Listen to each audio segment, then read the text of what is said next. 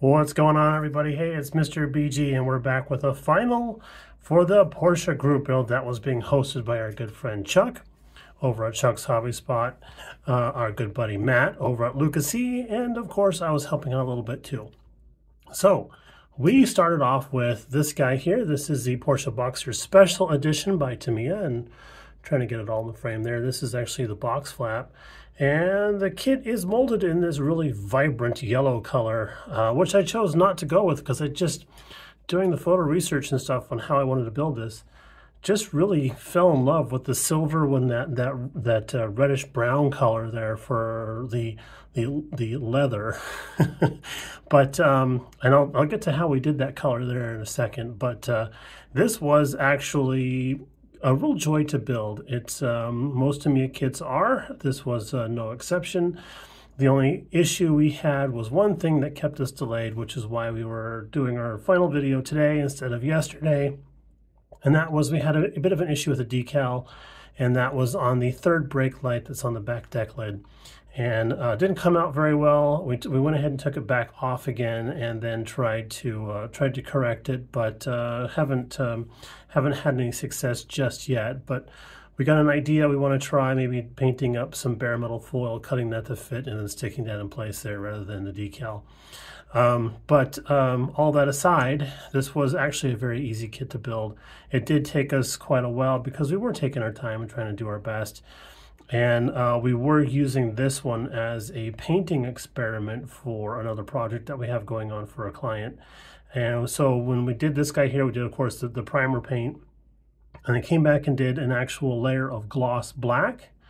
And then came back and did 2 coats of the X30, which is the silver leaf color by Tamiya, over the entire body. And having the black undertone really helped out with the overall look of the silver. I just didn't like how it looked over the gray primer, and as a secondary happenstance that I kind of like, it turned out that it was a lot easier to see where we were spraying the silver since it was so close to the primer color, that having that black layer really helped out a lot. One interesting thing about this kit, which I believe is something that Tamiya does with all of their stuff, is any type they have a removable top, it's molded in transparent, and then they give you masking details that you can apply to the window area that needs to remain transparent, so you can paint the top whatever color you want to. And we did that with this guy here, and we actually did a really good job of getting it lined up since it was all transparent and it was really hard to see where we were supposed to be putting it. To have a little bit of a fleck right there where I think it peeled up. Shouldn't be an issue to clean up. It's on the inside. I did spray the inside of it also. I masked off the inside also and sprayed it so it would have reinforced color so it wouldn't look so thin in some of the areas if light was going to hit it in a weird angle. But yeah, we're supposed to have that little third brake light decal right through here. And it kind of, it came off the paper backing just fine, went on there, then I realized I had it on upside down. So then when I went to put it in there correctly, it just started breaking up and falling apart. So it wasn't going to look very good. Not as well as the tail light and blinker lenses that we had done. We painted those up, brush painted those, and those look friggin' awesome. So having the decal for the third brake light just really sort of cheapened the whole experience. Another idea we're considering is maybe taking a very thin piece of acetate or transparent plastic, painting that red, and then mounting that in place there with a piece of bare metal foil behind it, so it looks a lot more like the actual tail lenses do. So those are all ideas on the plate. So, you know, still working on it, but it's other than that one aspect, it's pretty much a done deal. I do like Porsche Boxsters. I've always liked them ever since I first saw them when I was back in California delivering videotapes, of all things. I remember seeing the Porsche Boxster Spiders. I was like, well, those things were really cool.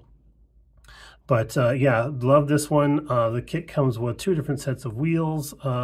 These are, of course, the special edition wheels that we wanted to use on there. And then because of special edition, I think it has this piece here. This is still removable. Has this really cool looking tonneau cover bit there that's supposed to just kind of float in place right in there like that. Makes it a lot more look. I mean, it looks a lot more like the old 550 speedsters from back in the day that Mr. James Dean had. I think that's a pretty sweet looking idea there. I went ahead and painted the convertible top just in case the interior didn't turn out so well. And I'll let you be the judge of that. We're going to move this out of the way. If I can just pop that out there. Move that out of the way. It does have a hard top option also, which I never did finish painting. I do have that mask in place there. And I just need to go back and paint it gloss black and then do the silver on there to match the body color. But I like the way that the soft top looks. And one last thing about the roofs, it comes with this little quarter of a top that actually drops down inside the back area here. So if you wanted to have it look like the top was down and stowed away, that's what the top would look like. The stowed version of it. So I thought that was kind of slick. So I went ahead and painted that up, and then while I was building it, I was like, oh, this convertible top's looking really good too. So we went ahead and did that aspect. But we're going to tip her up on her side so we can see inside there a little better. I say a little better when the light is all coming from the wrong direction. But the interior was very easy to put together. The detail on it was kind of on the soft side. There was some really nice instrumentation decals that go in there, but they're in a tunnel. It's hard to see them. And there's some kind of cool decals for some speakers up on the dash. Thought that was kind of a nice touch also. And then on the back side here where it says Boxter, there's actually a decal for the script. They give you two. And I found out why, because when I went to go back and try and fudge it into place, it broke up on me, so I had to take that away and go back and hit it with the second one. And then I went with European-style number plates. It does come with number plates for Japan, but look more like the standard American-sized number plates.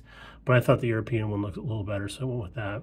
And then, of course, the front logo there, that is another decal, which went on there really well. Didn't touch it, to put a little bit of a Solvaset on there, walked away, and did its job just perfectly. I am a big fan of this kit in the aspect of the underside, which is, we're going to tip her up a little bit like that there. Hey, maybe it'll stay. Very well detailed. Okay, so there is a lot of masking and painting you got to do down here, but these large portions, this guy here and this one in the back, those are separate pieces. The entire suspension in the back here is several different pieces, as is the front suspension. And of course you can see we have posable steering. So, and then the tire tread detail on this kit is just phenomenal. But yeah, there we go. There's the Porsche Boxster as I would want mine in the driveway to look. I want to thank Mr. Chuck for offering such an awesome idea for a group build, and really hope that we can continue this ongoing every year, because Lord knows I have some Porsches in the stash I would like to get to building.